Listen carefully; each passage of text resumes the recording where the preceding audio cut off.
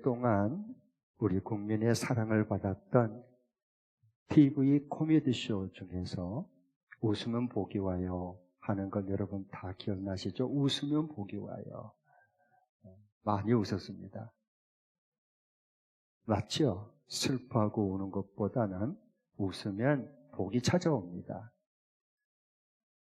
여러분, 만일의 경우에 여친이나 남친을 사귀려고 한다거나 또는 결혼을 위해서 서울을 볼 때, 또 집안의 차부를 맞이하려고 할 때, 사이를 맞이하려고 할 때 누구를 선택하겠습니까?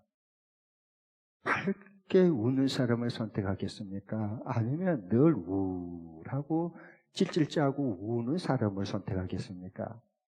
질문이 좀 이상할 정도죠. 당연히 웃는, 밝게 웃는 사람은 선택하게 되어 있습니다. 그런데 오늘 하나님께서는 우리에게 정반대의 말씀을 하고 계십니다. 예수님께서는 진정으로 하나님이 볼 때 누가 복이 있느냐? 웃는 자가 복이 있는 게 아니라 슬퍼 우는 자가 복이 있다. 애통하는 자가 복이 있다고 말씀합니다. 이게 도대체 뭘까? 왜 이렇게 말씀하실까? 어떻게 울고 애통하는 사람이 복이 있대요? 말도 안 돼.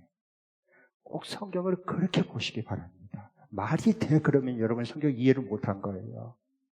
말도 안 돼. 어떻게 슬퍼 우는 사람이 웃는 사람보다 더 복이 있다니 이게 뭐야 도대체? 그리고 성경을 꿰뚫어 보시기 바랍니다. 이런 은혜가 임할 수 있기를 축복합니다. 네. 건성으로 보고 건성으로 들으면 아무것도 남는 게 없습니다.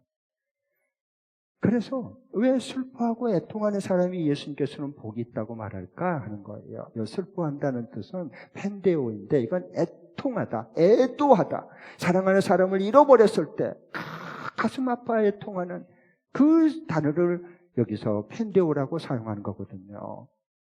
그러니까 사랑하는 사람을 죽어버렸을 때 그 애통함, 그러면서도 또 동시에 내 자신의 영적인 파탄인 지경에 이르는 내 모습을 보면서 슬피 우는 사람은 복이 있다라고 예수님께서 말씀하신 거예요. 그러니까 무엇에 대해서 우리가 슬퍼하고 애통하느냐, 이렇게 마음이 아파서 속상해야 할까 하는 그것이 우리에게 중요해요. 그것은 자신의 죄와 상대의 죄에 대해서 애통하고 통증을 느끼는 마음이에요. 통증을 느껴야 돼요, 여러분. 우리 몸이 통증이 느낀다고 하는 것은 아직도 건강하고 치유를 받을 수 있다고 하는 거예요. 통증이 느끼지 않은 병원 가서 왜 무슨 진료를 하고 내시경을 하고 대장 내시경을 하고 무슨 MRI를 찍겠어요? 병들 가도 통증이 느껴지지 않으면 진짜 병든 사람이야. 구제불능입니다, 그거. 통증은 필요합니다, 우리 인간에. 여러분, 성경에 나병이 나오죠. 한센시병. 나병이 왜 무섭느냐? 처음 나병이 걸리면 피부가 반점이 생겨요. 그러면 뒤에서 등이 반점이 생겼을 때 가족이나 누가 이상하다 그래서 이렇게 바늘로 쿡 찔러요. 그럼 보통 사람, 왜 그래? 아파! 이건 건강한 사람이에요.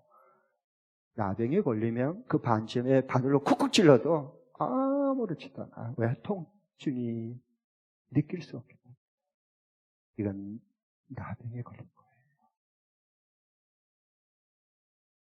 손가락이 문드러지고 오그라지는데도 통증이 없어요.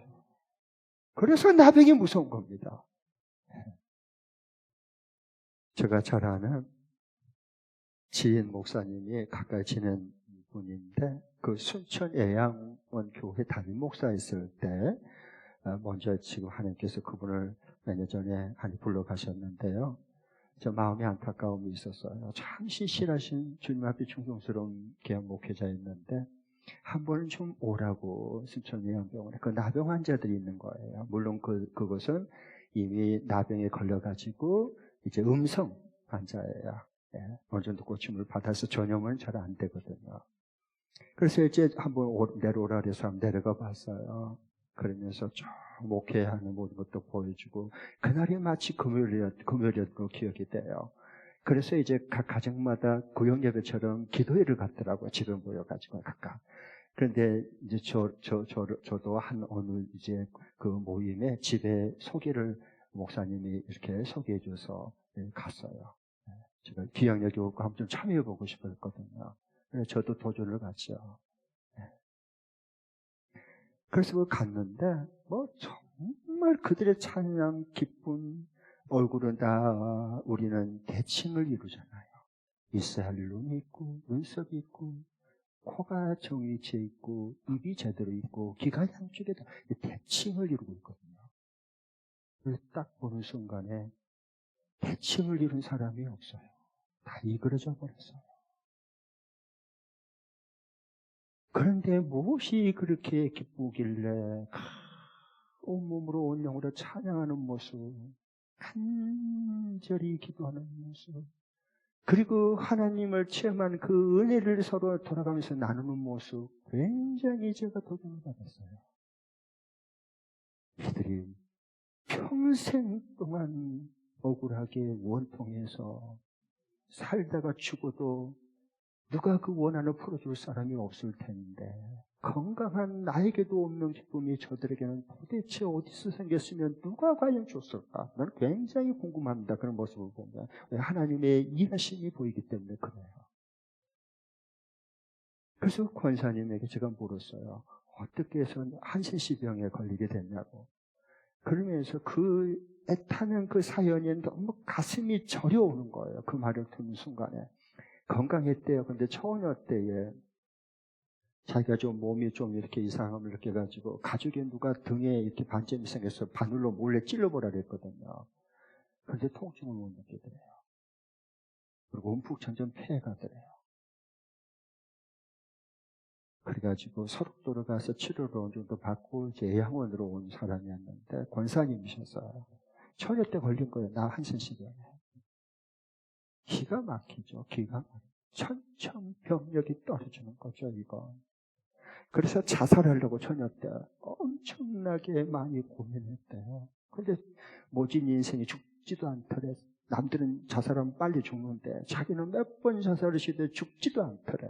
이게 뭔가 그러고 있는데 살아서 뭐해. 진짜 살아서 뭐 하겠어요. 그 당시에 가족도 버리고 모든 세상 사람들이 다 버림받은 게 어떻게 보면 그 당시에는 한센시병이었는데 그래서 자살하려고 그런 참에 자기가 진짜 하나님을 만났대요. 하나님 찾아오셔가지고 하나님 주신 말씀이 이렇게 들려지더래요. 자기가 그때 예수 믿을 때도 아닌데도 그 똑똑하게 들렸대요. 그래서 자기가 이 성경을 이제 이렇게 봐가지고 찾았대요. 네. 그 말씀을 보니까 그 말씀이 자기에게 주신 말씀으로 일평생 동안 새겨졌다는 거예요. 거기서 내가 죽으면 내가 왜 죽으려고 그랬지 인생을. 내가 얼마나 한시 나병에 걸려도 내가 할 일이 있을 텐데 그렇게 됐다는 거예요. 그 살리는 말씀이 뭐였느냐. 예레미야에서 보면은 31장 20절에 빗대 띄워주십시오. 말씀의 능력은 놀랍습니다. 죽을 자를 살려냅니다. 병든 자를 치유하십니다. 절망한 자를 다시 일으켜 세웁니다. 이게 살아있는 말씀입니다. 네. 이 살아있는 말씀을 오늘 하나님께서 여러분에게 지금 들려주고 계신 거예요. 자, 한번 같이 읽겠습니다. 시작. 에브라임은 나의 사랑하는 아들, 기뻐하는 자식이 아니냐. 내가 그를 책망하여 말할 때마다 깊이 생각하노라. 그러므로 그를 위하여 내가 상사가 그리스도니 내가 반드시 그를 불쌍히 여기리라. 여호와의 말씀이니라. 아멘. 자, 잠깐 보세요. 에브라임은 나의 사랑하는 아들, 내 기뻐하는 자식이 아니다. 에브라임은요, 이 야곱의 12지파 그 중에서도 좀 못된 지파입니다. 북쪽 이스라엘을 대표하는 10지파 중에 우두머리 지파예요. 북쪽 이스라엘 뜻해요. 그런데 이 에브라임 북쪽 이스라엘은 하나님의 은혜와 축복을 받아서 하나님을 저버리고 우상을 섬기고 황금송아지를 베들과 다니에 섬겨놓고 하나님 없다. 그리고 우리가 이 사람이 우리의 장래를 보장시켜준 구원의 하나님이다라고 섬기게 했어요. 온 땅이 전부 우상 숭배로 물들었습니다. 그럴 때 주님께서 말씀하시는 거예요. 에브라임아, 사랑하는 아들, 너는 내 기뻐하는 자식이다. 그를 책망했어요. 왜? 우상숭배의 범죄를 했기 때문에. 하나님의 책망을 하는데 할 때마다 깊이 생각한다. 내가 깊이 너를 생각해. 그게 뭐냐? 그러므로 그를 위하여 내 창자가 들끓으니, 하나님이 범죄한 에브라임, 내 사랑하는 자식인데 범죄할 때 하나님이 창자가 뒤틀리는 거야. 끊어지는 아픔 속에서 내가 너를 책망하고 있어. 내가 반드시 그를 불쌍히 여기겠다 라고 말씀하세요. 창자가 들끓은 게 하나님의 애통하는 마음, 하나님의 애통하는 마음, 이 마음을 같이 이 시대의 성령을 통해 품는 사람은 복이 있는 사람입니다. 네. 할렐루야. 예수님 지금 그 말씀하고 계신 거예요.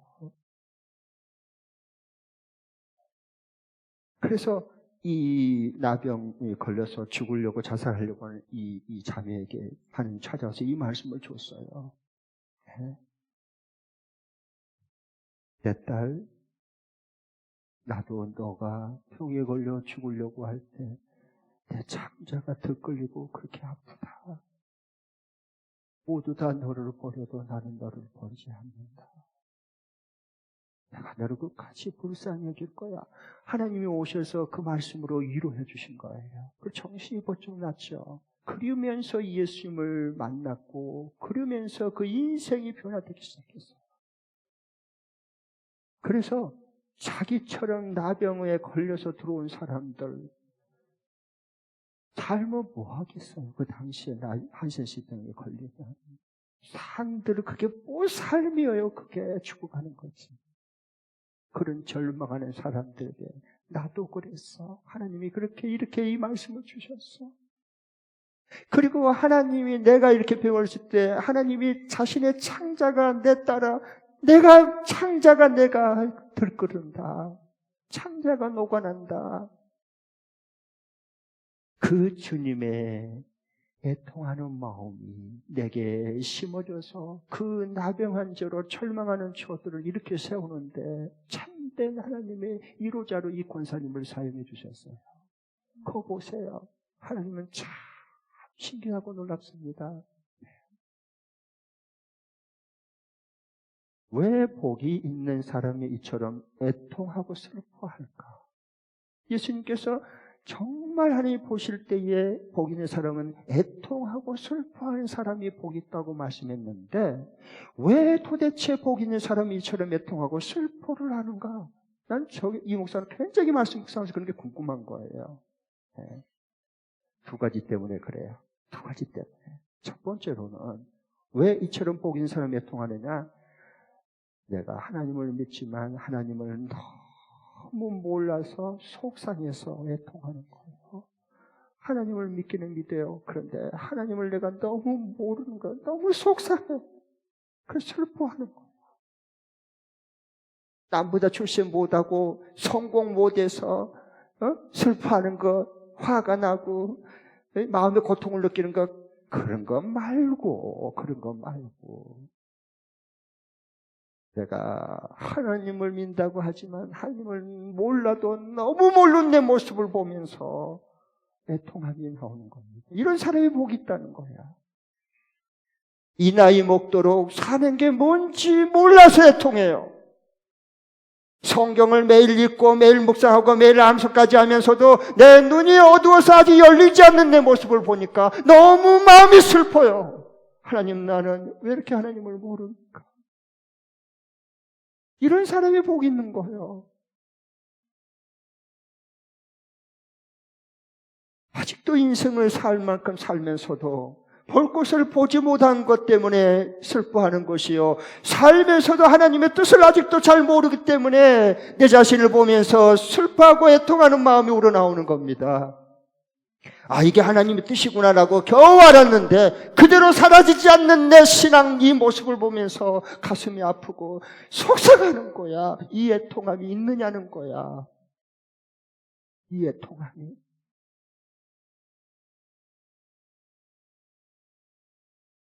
이런 사람은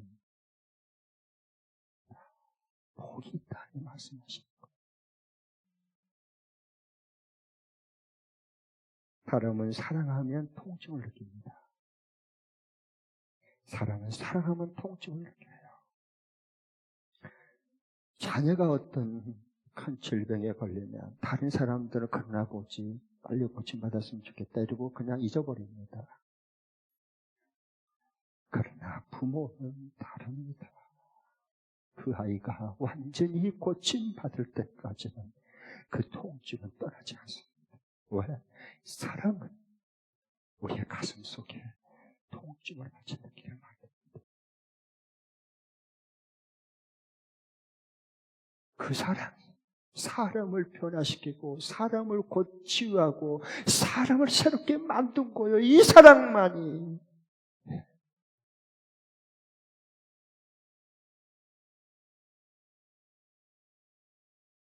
그래서 복 있는 사람은 이처럼 애통하게 돼 있어요. 왜? 내가 하나님을 믿지만 하나님을 너무 모르는 것 같아서 그래요. 두 번째로는 다른 사람들의 영혼을 사랑하기 때문에 애통을 하는 겁니다. 다른 사람의 영혼을 사랑해. 포기할 수가 없어. 내가 놓아버릴 수 없어. 내가 등을 돌릴 수가 없어. 왜? 그 영혼을 사랑하기 때문에 놓아버리면 돼요. 그냥 갖다 버리고 나는 떠나버리면 돼요. 내가 그러면 나았나? 그런데 그러지지를 않아. 잊어버려야 보고 싶지만 잊어버리지를 않는 거예요. 눈에 아른아른거리는데 꿈에도 나타나는데 그 영혼이. 그래서 애통하는 겁니다.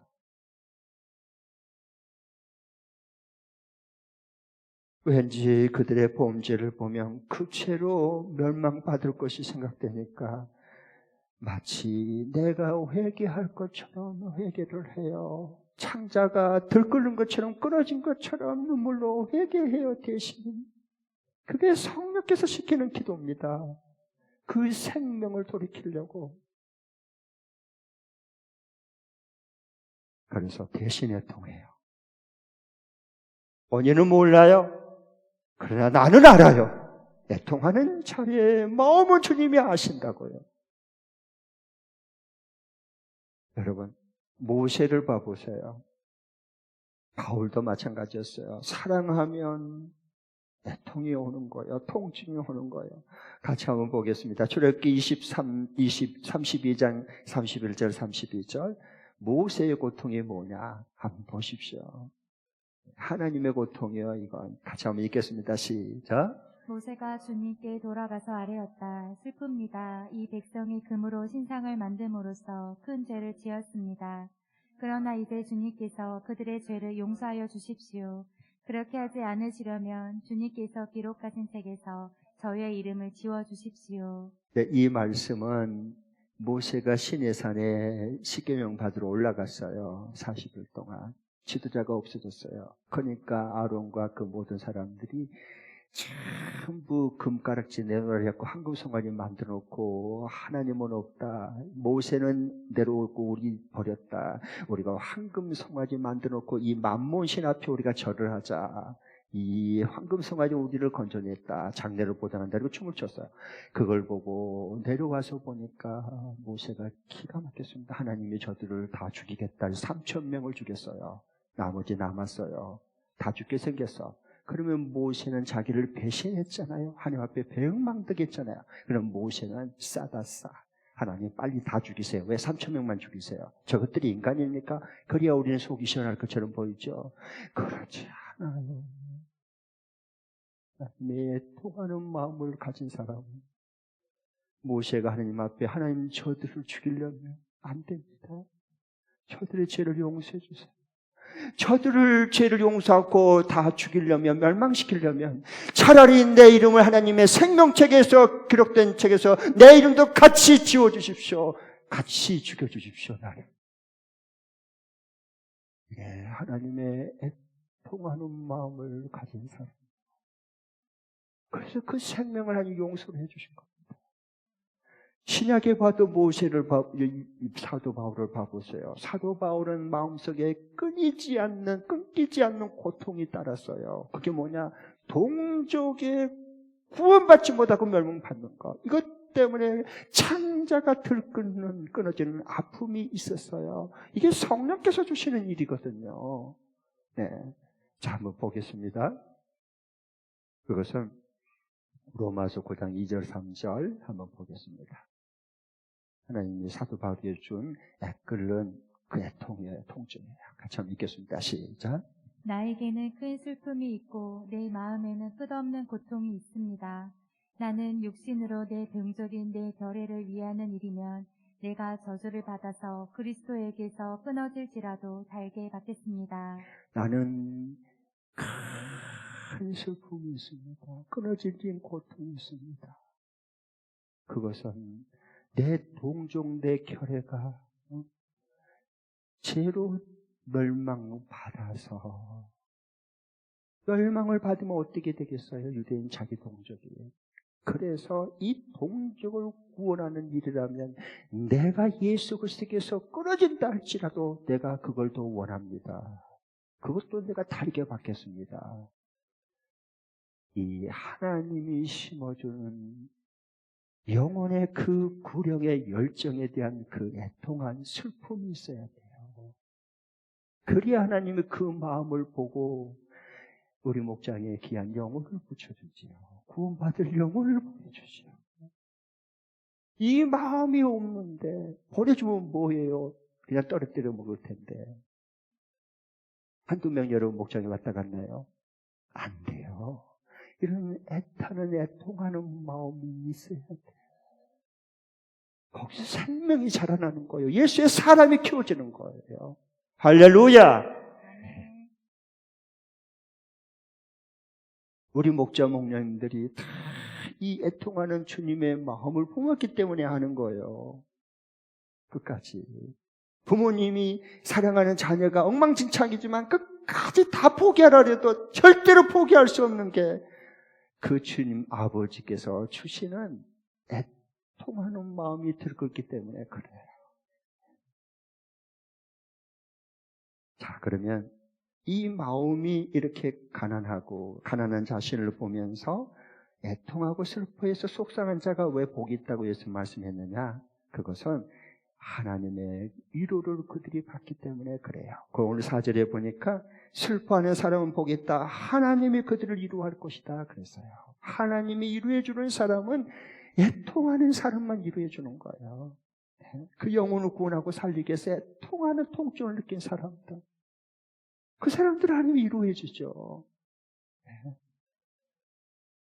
그래서 복이 있다고 말씀합니다. 모든 사람은 다 하나님 위로가 필요해요. 그런데 하나님의 눈에 안 보이니까 자꾸 하나님 앞에 위로를 받지 못하니까 사람들에게, 가까운 사람들에게 자꾸 위로를 받으려고 그래. 거짓 위로, 더 섭섭해, 더 상처받아, 더 화가 날라 그래. 아셨어요? 그러면 그 사람 미워하지 마시고 내가 대상을 위로받을 대상을 하나님이신데 사람에게 내가 받으려고 했구나. 내가 이렇게 어리석구나 깨닫고 돌아와야 되는데 어떻게 저 인간이 나한테 내가 어떻게 사람을 잘했는데 나한테 그렇게 할 수 있어 말할 수 있어 어우 이러면서 상처를 받아. 어떻게 하면 좋아? 그래서 성경으로 꼭 돌아와야 돼요. 성경으로. 그래 하나님의 위로를 받는 자가 됩니다. 복 있는 자가 되는 거예요. 자, 요한계시록 7장 17절에 봐도요. 하나님께서 마지막 때에 주님께서 우리가 주님 앞에 설 때 그렇게 해줬어요. 너희들이 각자 흐르는 눈물을 내가 다 닦아주겠다. 그게 하나님의 위로야. 네가 이 땅 위에 내가 너를 보낼 때 한 영혼이라도 구원하려고 한 사람도 제자 세우려고 하나님의 나라의 영광을 위해서 너가 그 애끓는 창자가 끊어지는 그런 아픔 속에서 네가 슬퍼하고 애통을 느낀 걸 그 포기하지 않고 그것을 한 영혼을 품어보려고 하는 걸 네가 수고했다. 그 눈물을 흘리지. 왜? 주님 보면 눈물이 저절로 나올 것 같아. 그러면 주님이 우리의 눈물을 닦아줄 거예요. 자, 한 가지 이제 그러면 성경대로 믿는다면 한 가지 중요한 질문을 제가 여기서 여러분에게 드릴게요. 던질게요. 여러분, 주님이 닦아줄 눈물이 있습니까? 예수님께서 여러분의 눈물을 닦아줄 그 눈물이 있냐고.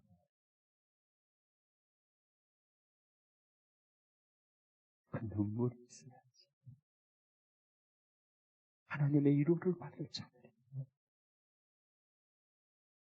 여기 위로하단 말은 파라칼레오인데요. 파라는 곁으로라는 뜻이고 옆으로 곁으로라는 뜻이고요. 칼레오라는 부른다는 뜻이에요.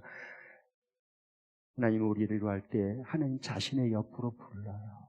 그리고 내 딸, 내 아들 수고했어. 내가 다 알아. 내가 다 알아. 너 수고했어. 곁으로 부르는 거. 이게 하나님의 위로예요. 심령에 애통한 사람은 이런 하나님의 위로를 받고 이 땅에 살아가는 거예요.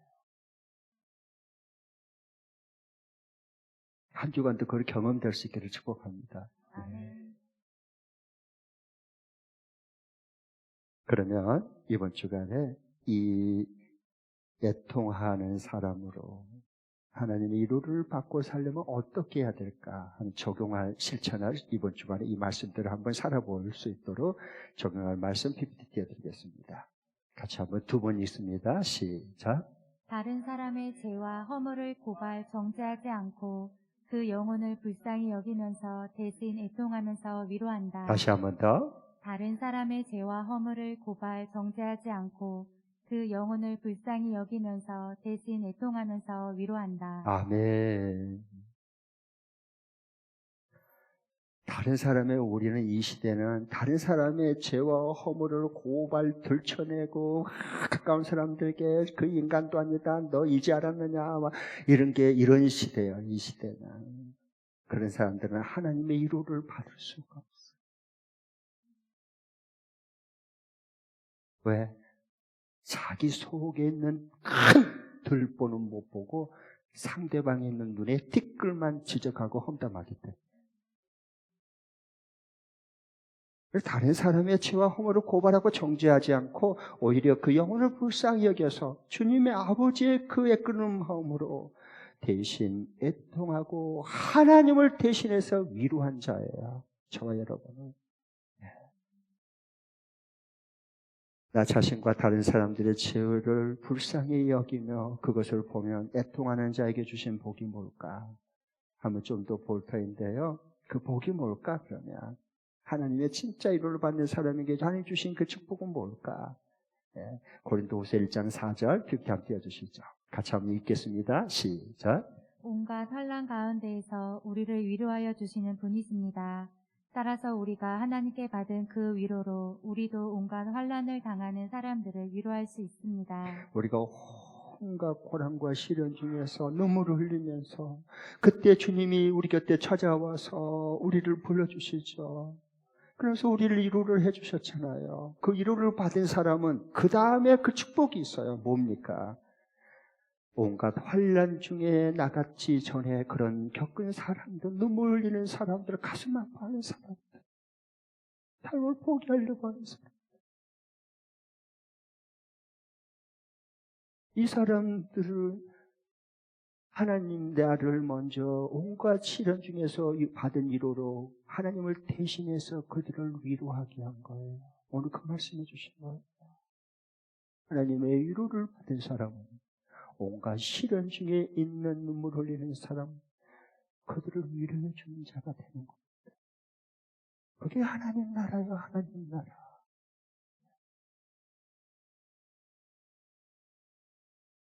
상대방의 흐르는 눈물을 내 손이 주의 손 되어 닦아주는 거예요. 대신 흐르는 눈물을 닦아주는 거예요.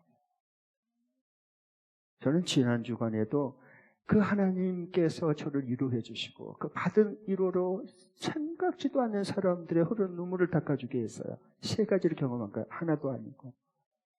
하나님 말씀은요, 알면 알수록 너무 깊이 있고 생명을 살리고 어루만져주는 말씀이 이 성경의 진리의 말씀이에요. 이 말씀들을 믿고 사는 게 우리 인생에 얼마나 복돼요. 얼마나. 첫 번째로는 어떤 분이 계셨는데 하나님이 그분이 저한테 얘기하더라고. 뭐 별 말도 안 했는데 그냥 눈물을 흘리면서 하나님 내 슬픔을 다 아시고 목사님을 보내주셨나 봐요. 그리고 눈물을 흘리더라고. 그러면 또 한 분은 지난 주간에 저는 목사님을 통해서 하나님의 위로를 받았어요. 이제 힘이 나. 열심히 살아볼게. 그러더라고요. 너무 감사하죠. 저를 하나님의 먼저 위로를 받게 한 것은 다른 사람들을 하나님 보내서 그들을 위로하는 자로, 하나님의 위로를 하는 자로 하나님 사용해 주시잖아요. 그들이 다 살아나고 깨어나는데. 마지막에 한 분은 목사님, 내게 왜 이런 일이 일어나야 되는지 이제는 알겠어요. 위로는 알겠어요. 이제는. 하나님이 정말 목사님을 통해서 위로해 주시네. 맞아요. 그 고인 눈물 있잖아요. 말할 때 이 흐르는 눈물이 있고 눈에 말하면서 고이는 눈물이 있어요. 흐르지는 않지만 고이는 눈물이 있어요. 눈동자를 보면 알 수 있죠. 하나님의 위로가 필요해요. 이 시대. 그러면 누가 그러면 그들을 다 위로할까요? 전부 위로 나 위로 받아야 돼. 나 위로 왜 안 해줘? 이런 사람만 많지. 위로 받은 자로서 위로를 해주는 사람이 없단 말이에요. 하나님을 만나는 질병에 걸려서 눈물을 흘리면서 사업이 부도 직전 벼랑 끝에 인생에 있어서 뛰어내리고 싶지만 뛰어내릴 수가 없는 눈물 흘리는 사람. 자식을 어떻게 해볼 수가 없어서 죽일 수도 없고 그냥 못 본칠 수도 없고 그러면서 하루하루를 눈물 흘리면서 훔치면서 사는 사람들 주변에 많아요. 우리가 몰라서 그렇지. 하나님께 기도하고 하나님의 위로를 받은 사람은 그런 사람들을 자꾸 떠오르게 하는 거예요. 찾아가게 하는 거예요. 우연히 만나게 하는 거예요. 그러나 우연은 결코 아니야. 우연히 만난 것처럼 보일지만 거기에 하나님의 위로가 있었고 하나님의 일하심과 치유가 있는 거예요.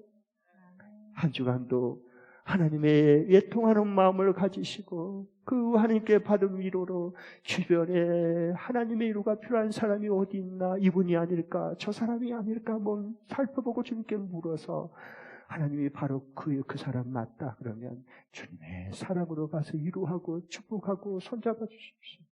그 사람이 다시 힘을 얻고 일어날 것입니다. 우리 그 기쁨을 같이 우리가 눈을 떠서 보게 될 것입니다. 이런 한 주간이 될 수 있기를 축복합니다. 우리 다 함께 자리에 일어나서